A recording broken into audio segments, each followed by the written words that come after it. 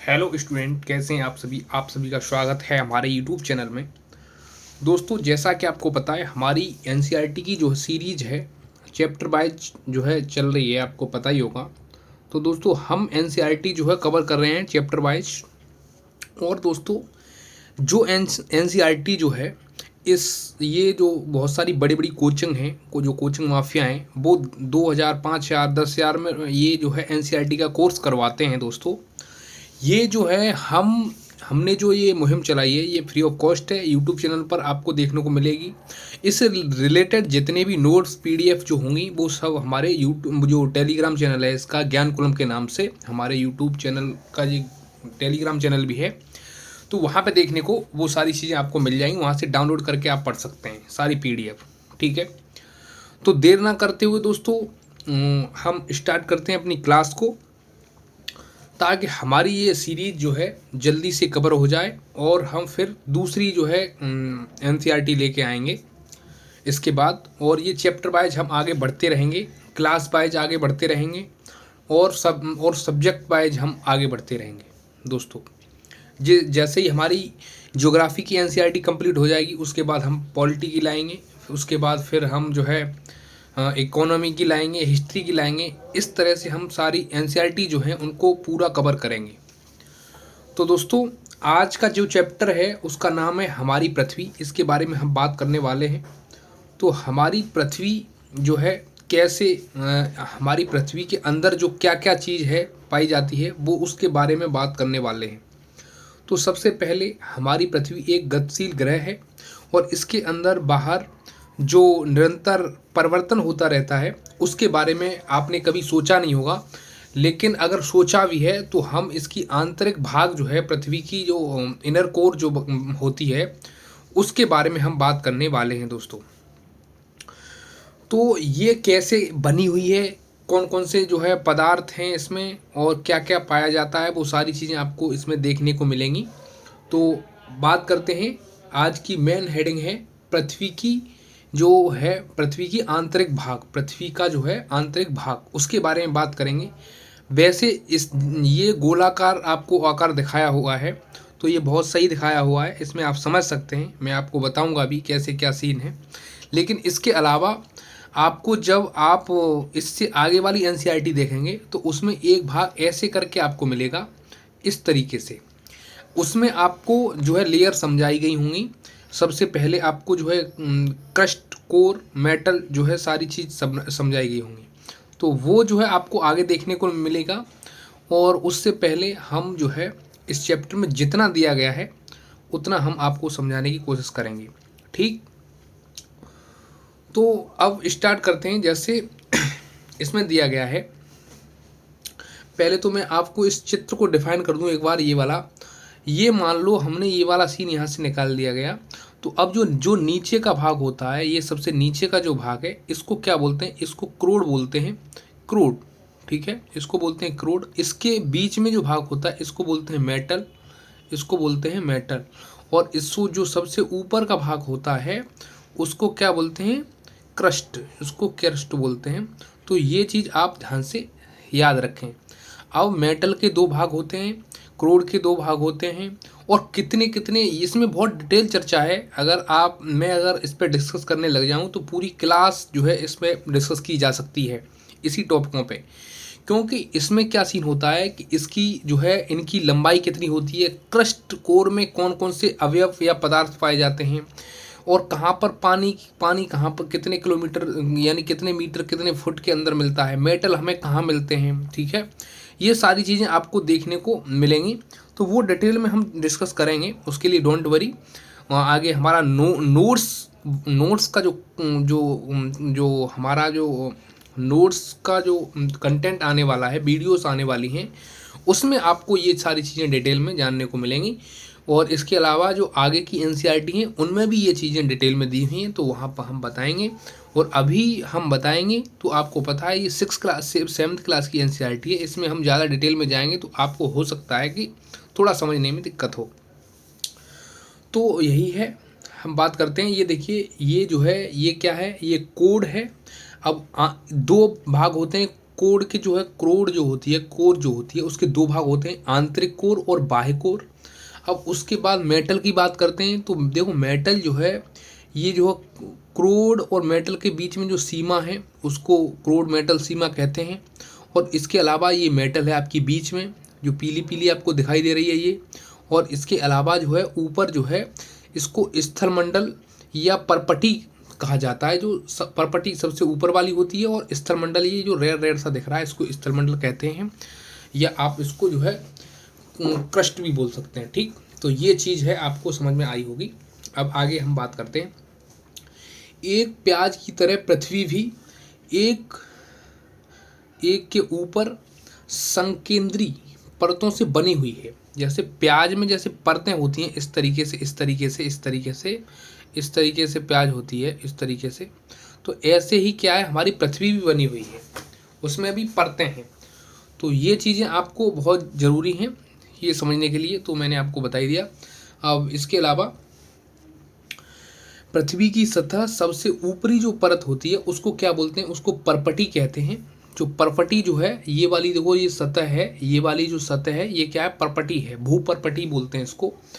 यह सबसे पतली परत होती है। यह जो है महाद्वीपीय संहति में 35 किलोमीटर, मैंने बताया था ना आपको 35 किलोमीटर, एवं समुद्री सतह केवल 5 किलोमीटर तक है। यानी जो महाद्वीप जो होते हैं, जो पृथ्वी होती है, महाद्वीप का मतलब जो मिट्टी का भाग होता है उसमें ये जो है परत जो है 35 किलोमीटर गहरी होती है।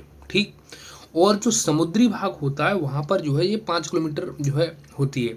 अब इसमें क्या क्या सीन कैसे कैसे ये बनी होती है, तो महाद्वीपीय संहति में मुख्य रूप से इसको सिलिका और एल्यूमिना जैसे खनिजों से बनी होती है।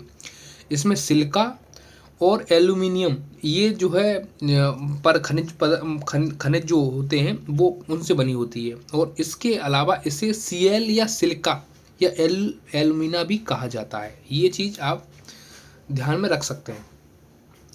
इसके अलावा महासागर की परपटी मुख्यतः सिलिका और मैग्नीशियम की बनी होती है, इसलिए इसे जो है सिमे या सिलिका ये जो है किसकी बनी होती है, ये सिलिका और मैग्नीशियम की बनी होती है, तो इस वजह से इसे सिमे कहा जाता है। ठीक, परपटी के ठीक नीचे मेटल होता है, और मेटल जो है उसकी जो अगर हम गहराई की बात करें तो वो कितनी गहराई तक फैला होता है, तो 2900 किलोमीटर तक फैला होता है वो मैंने आपको बताया था वहाँ पर।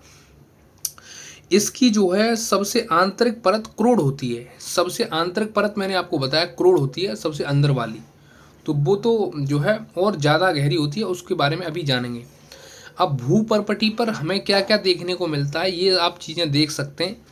जैसे ये महासागर है तो ये महासागर हो गया ऊपर, और महासागर की जो परपटी है महासागरीय परपटी ये वाली है। ठीक, और ये भूपरपटी जो महाद्वीपीय परपटी है ये वाली है, और महाद्वीप जो है ये है, ये सब महाद्वीप है।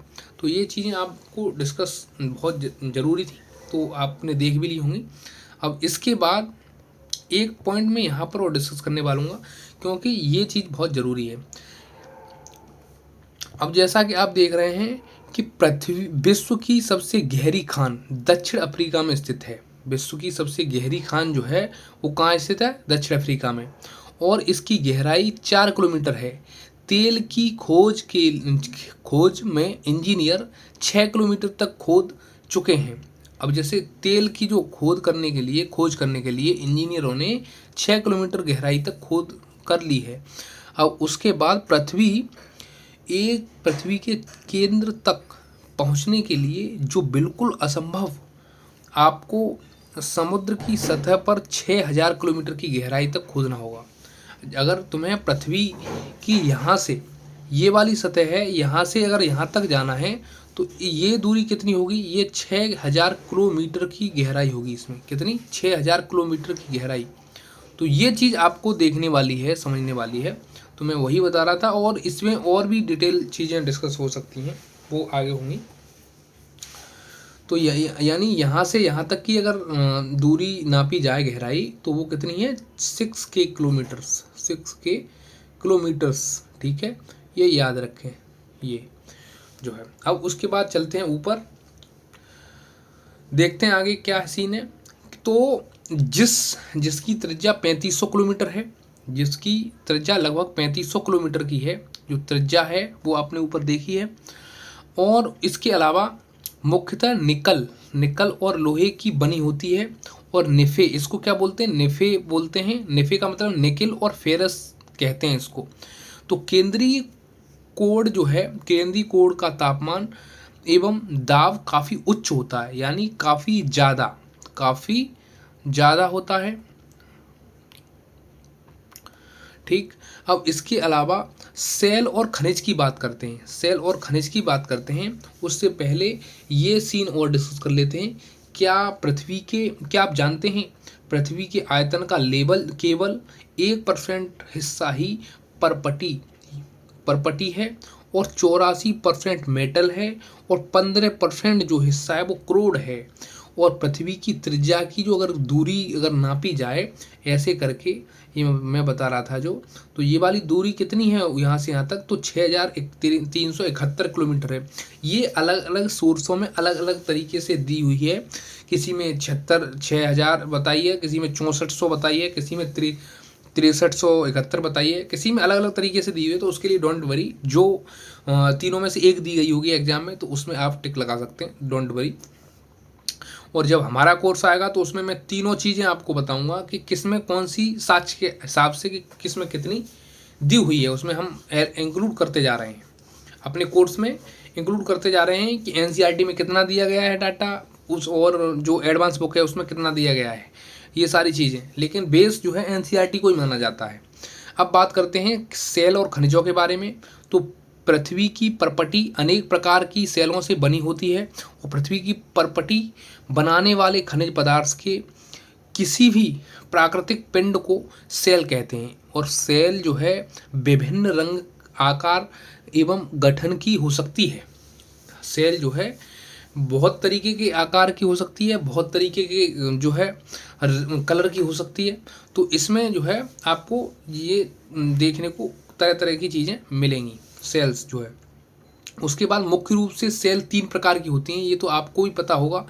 एक इग्नियस होती है, जिसको हम बोलते हैं आग्नेय सेल। एक होती है अवसादी, यानी अवसादी को बोलते हैं सेडिमेंट्री सेल। और जो एक कायांतरित होती है उसको मेटाफॉर्मिक बोलते हैं। कौन सी? मेटाफॉर्मिक सेल बोलते हैं। तो ये आपको जो है तीनों याद रखनी है, बहुत ज़्यादा इंपॉर्टेंट हैं और कई बार क्वेश्चन यहाँ से पुटअप होता है। अब इसके बाद द्रवित मैग्मा ठंडा होकर ठोस हो जाता है। इस प्रकार बने सेल को आग्नेय सेल कहते हैं। इन्हें प्राथमिक सेल भी कहते हैं। आग्नेय सेल 2 प्रकार की होती हैं, अंतर्भेदी सेल होती हैं और बहिर्भेदी सेल होती हैं। आग्नेय सेल कितने प्रकार की होती हैं? 2 प्रकार की होती हैं, अंतर्भेदी सेल और बहिर्भेदी सेल। अच्छा, अब बात करते हैं, क्या आप ज्वालामुखी से निकलने वाले लावा की कल्पना कर सकते हैं? अब ये क्वेश्चन कर रहा है। तो हाँ, वास्तव में आग की तरह लावा द्रवित मैग्मा ही लावा है। आग की तरह लाल जो है द्रवित मैग्मा है, जो होता है वही लावा है, और जो पृथ्वी के आंतरिक भाग से निकलकर सतह पर आता है। जबकि द्रवित लावा जो है वह पृथ्वी की सतह पर आता है, पृथ्वी की सतह पर आता है, और यह तेजी से ठंडा होकर ठोस बन जाता है। और परपटी इस प्रकार से बने सेल को बहिर्भेदी सेल या आग्नेय सेल कहते हैं। समझे? तो जैसा कि आपको ये चीज़ है, ये कई बार यूपीएससी की टेस्ट सीरीज जो होती है उसमें पूछ लिया गया है और एग्जाम में भी आया हुआ है। इनकी संरचना स्टेटमेंट देता है, वो आपको ही पता होगा। तो इनकी जो संरचना बहुत महीन दानों वाली होती है। और उदाहरण के लिए बेसाल्ट, दक्कन पठार बेसाल्ट से सेलों से बना है। जो दक्कन का पठार है वो बेसाल्ट की सेलों से ही बना है। और द्रवित मैग्मा कभी कभी भूपर्पटी के अंदर गहराई में ही ठंडा हो जाता है। इस प्रकार बने ठोस सेलों को अंतर्भेदी आग्नेय सेल कहते हैं। कभी कभी जो मैग्मा है वो जो है बाहर नहीं निकल पाता और वो अंदर ही ठंडा हो जाता है, या अंदर से इतना प्रेशर नहीं बन पाता उस मैग्मा को निकलने के लिए कि वो जो है बाहर निकल कर बहे। अगर बाहर निकल कर ठंडा होगा तो वो क्या बनेगा, वो जो है बहिर्भेदी आग्नेय शेल बनेगा, परपटी पर जो है इकट्ठा हो जाएगा। ठीक। और जो अगर अंदर ही होगा तो वो जो है अंदर अंतर्भेदी आग्नेय शेल कहा जाएगा, अंदर ही जब ठंडा हो जाएगा। तो धीरे धीरे ठंडा होने के कारण ये बड़े दानों का रूप ले लेते हैं, और ग्रेनाइट ऐसे सेल का उदाहरण है। ग्रेनाइट जो है ऐसे ही सेल का उदाहरण है जो आपको राजस्थान में देखने को मिलती है। अच्छा, लेई मसाले तथा दानों का चूड़ बनाने के लिए जिन अपघर्षण पत्थरों का उपयोग किया जाता है वे ग्रेनाइट के होते हैं। इसका मतलब ये है कि कोई लेई का मतलब ये है कि जो पत्थर, जो आपने देखा होगा कि जो चक्की होती है, चक्की में जो पत्थर यूज किया जाता है, या फिर जो ग्राइंडर होते हैं, जो ग्राइंडर्स में जो पत्थर यूज किए जाते हैं, वो जो है अपघर्षण से काम करते हैं एक दूसरे में घिस कर। तो वो किसके होते हैं, वो ग्रेनाइट से बने होते हैं, ग्रेनाइट के बने होते हैं वो। तो इन चीज़ों को आप याद रख सकते हैं एग्जाम्पल के लिए। अच्छा, अब बात करते हैं सेल लुढ़क लुढ़क कर चटक कर। सेल जो है लुढ़क कर चटक कर तथा एक दूसरे से टकराकर छोटे छोटे टुकड़ों में टूट जाती है, और इन छोटे कणों को अवसाद कहते हैं। इनको क्या कहते हैं, अवसाद। जो टूटकर छोटे छोटे कण जो इकट्ठे हो जाते हैं उनको कहते हैं अवसाद। अवसाद हवा, जल आदि के द्वारा एक स्थान से दूसरे स्थान पर पहुंचकर जमा कर दिए जाते हैं। ये अदृढ़ अवसाद दबकर एवं कठोर होकर और सेल की परत बन जाती है। सेल की जो है परत बन जाती है, और इस प्रकार जो है सेलों को अवसादी सेल कहते हैं। क्या कहते हैं, अवसादी सेल कहते हैं, जो इकट्ठे होकर बाद में जो है इकट्ठे हो जाते, पहले इधर एक स्थान से दूसरे स्थान तक जो है लुढ़क कर चटक कर चले जाते हैं, और वहाँ पर ऐसे करके जो है इकट्ठे हो जाते हैं, और इकट्ठे होने के बाद में फिर वो जो है कठोर हो जाते हैं। कठोर होने के बाद में जो है वो क्या बन जाते हैं, वो अवसाद जो है अवसादी सेल बन जाते हैं। ठीक। तो ये जो है, अब जैसे बलुआ पत्थर रेत के दानों से बनता है। बलुआ पत्थर किससे बनता है, रेत के दानों से बनता है। इन सेलों में पौधों, जानवरों व अन्य सूक्ष्म जीवाणुओं जो कभी इन सेलों पर रहे हैं वे जीवाश्म भी हो सकते हैं। आग्नेय और अवसादी सेल उच्च ताप एवं दाब के कारण कायांतरित सेलों में परिवर्तित हो सकती हैं। उदाहरण के लिए चिकनी मिट्टी स्लेट में एवं चूना पत्थर संगमरमर में परिवर्तित हो जाता है। चूना जो पत्थर है वो संगमरमर में परिवर्तित हो जाता है। ये एग्जाम्पल है इसके दोस्तों, उदाहरण के लिए कि चिकनी मिट्टी स्लेट में जो है ये पाया जाता है, इसके एग्जाम्पल हैं। और एवं चूना पत्थर जो है ये भी संगमरमर में परिवर्तित हो जाता है। तो ये चीज़ जो है, और फिर घिस घिस कर आप उसको घरों में लगाया जाता है ऐसे चौकोर कर करके। तो इसके अलावा सेल हमारे जीवन के लिए बहुत उपयोगी हैं। कठोर सेलों का उपयोग सड़क, घर और इमारत बनाने के लिए किया जाता है। और जो है जैसे पत्थर आपने देखे होंगे, टॉल पत्थर जो होते हैं वो जो है क्या हैं, वो सेल जो हैं वही अवसादों से मिले हुए सेल हैं, और उनको जो है सड़क में यूज किया जाता है, इमारतें बनाने में यूज किया जाता है। गिट्टी जो है, गिट्टी बनाई जाती है, टॉल की गिट्टी बनाई जाती है, और गिट्टी जो है आपने देखा लेंटर में काम आती है। ठीक। आप पत्थरों का उपयोग कई खेलों में करते हैं, और उदाहरण के लिए 7 पत्थर, पिट्टू, चिवड्डी, स्टोपू या किटकिट, इस तरीके की जो गिट्टी है, गिट्टी पत्थर जो हैं, पाँच पत्थर यानी गिट्टी 5 प्रकार के होते हैं, कई प्रकार के होते हैं ये। 7 पत्थर, पिट्टू, चिवट्टी और जो है स्टापू या किटकिट, 5 पत्थर, गिट्टी आदि आप अपने दादा दादी, माता पिता, पड़ोसियों आदि से पूछकर अन्य खेलों की जानकारी प्राप्त कर सकते हैं। तो दोस्तों ये जो है इमारतें किससे बनी हुई हैं, ये बलुआ पत्थर से बना हुआ है, ये संगमरमर से बना हुआ है। तो ये जो है ताजमहल जो है किससे बना हुआ है, तो ये ताजमहल जो है संगमरमर से बना हुआ है, सफ़ेद संगमरमर से। ये जो है अवसादी चट्टान है, अवसादी चट्टानों से बने हुए संगमरमर से बना हुआ है ताजमहल। और जो लाल किला है ये भी जो है अवसादी चट्टानों से बना हुआ है, जिसका नाम है लाल बलुआ पत्थर, जिसको लाल किला जिससे बना हुआ है। आपको जानकर आश्चर्य होगा कि किन्हीं निश्चित दशाओं में एक प्रकार की सेल चक्रीय जो तरीके से एक दूसरे में परिवर्तित हो जाते हैं और एक सेल से दूसरे सेल में परिवर्तित होने की इस क्रिया को सेल चक्र कहते हैं। क्या कहते हैं? सेल चक्र। आप जानते हैं कि द्रवित मैग्मा ठंडा होकर ठोस आग्नेय सेल बन जाता है और ये आग्नेय सेल जो है छोटे छोटे टुकड़ों में टूटकर एक स्थान से दूसरे स्थान पर स्थानांतरित होकर अवसादी सेल का निर्माण करते हैं। और अवसादी सेलों से जो है वहाँ पर जो है बड़ी बड़ी इमारतें जो है बनाई जाती हैं, उनसे पत्थर के रूप में वो जो है वहाँ से निकाले जाते हैं और उसके बाद बड़ी बड़ी इमारतें उनसे बनाई जाती हैं, जिसमें एग्जाम्पल के तौर पर आप देख सकते हैं ताजमहल, लाल किला।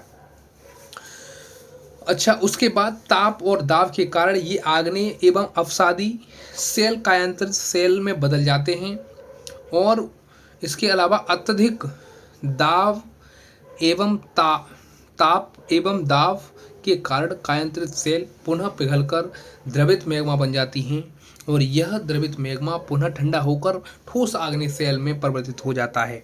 अब इसके बाद आप देख सकते हैं ये जो है मैग्मा देखिए कैसे निकल रहा है। सबसे पहले जो है यहाँ पर आपको मैग्मा देख सकते हैं। मैग्मा के बाद ये आपको आग्नेय सेल बनी, उसके बाद ये देखो आपको अवसाद तलछट बना हुआ है, इसके बाद ये अवसादी सेल बनी, अवसादी बाद कायांतरित सेल बनी। तो कैसे कैसे ये चीज़ें बन रही हैं, कैसे कैसे जो है चीज़ें चेंज हो रही हैं, तो उन चीज़ों को आप देख सकते हैं यहाँ पर। फॉर एग्जांपल, सेल विभिन्न खनिजों से बनी होती हैं।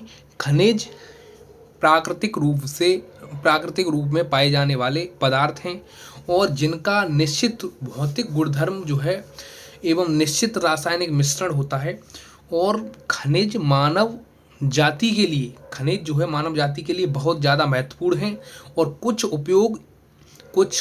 जो खनिज हैं वो उनका उपयोग ईंधन की तरह होता है। जैसे कोयला हो सकता है, उसके लिए आपका कोयला मान सकते हैं, प्राकृतिक गैस मान सकते हैं आप, पेट्रोलियम मान सकते हैं।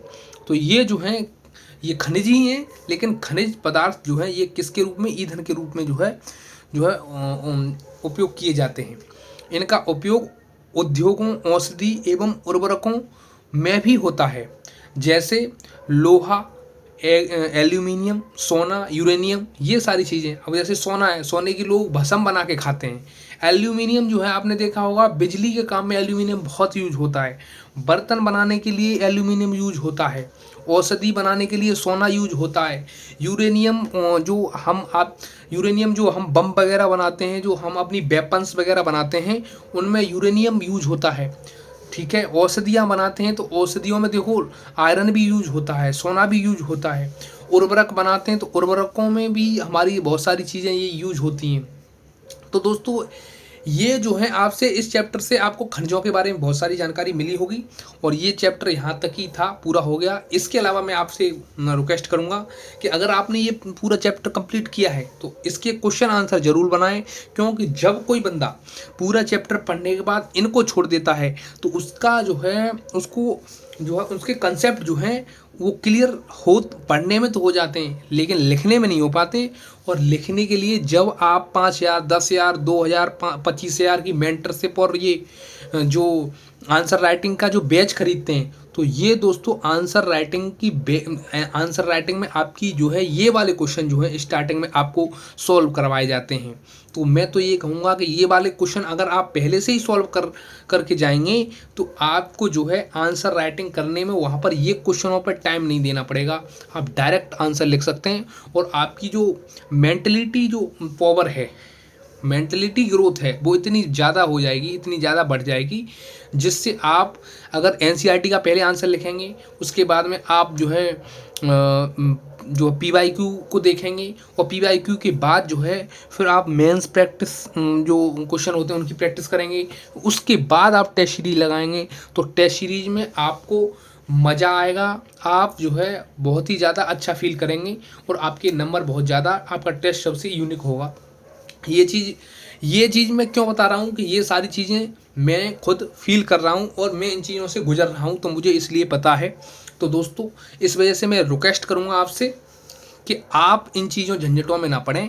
सबसे पहले आप चैप्टर कंप्लीट करने के बाद इन क्वेश्चनों को ज़रूर सॉल्व करें दोस्तों, ये बहुत ज़्यादा इम्पोर्टेंट हैं। और लिखें बाकायदा, ऐसे नहीं लिखें। अब जैसे ये बहुत क्वेश्चन बहुत सरल हैं और इनको अच्छे से लिखा जा सकता है, अगर आपने चैप्टर पढ़ा है तो आप लिख सकते हैं। तो इस क्लास को यहीं तक रखते हैं, फिर मिलते हैं नेक्स्ट क्लास में दोस्तों। तब तक के लिए हमारे चैनल को लाइक शेयर सब्सक्राइब करें और वीडियो को ज़्यादा से ज़्यादा शेयर करें। और दोस्तों, इसकी अगर पीडीएफ चाहिए तो हमारे टेलीग्राम चैनल जो ज्ञान कुलम है, ज्ञान कुलम के नाम से एक टेलीग्राम चैनल है, उसको ज्वाइन करें, और उस पर जो है आप पीडीएफ इसकी जो हमारी जितनी भी क्लासेस होती हैं उनकी पीडीएफ आपको वहाँ पर प्रोवाइड हो जाएगी। तो मिलते हैं नेक्स्ट क्लास में, तब तक के लिए बाय बाय, टेक केयर।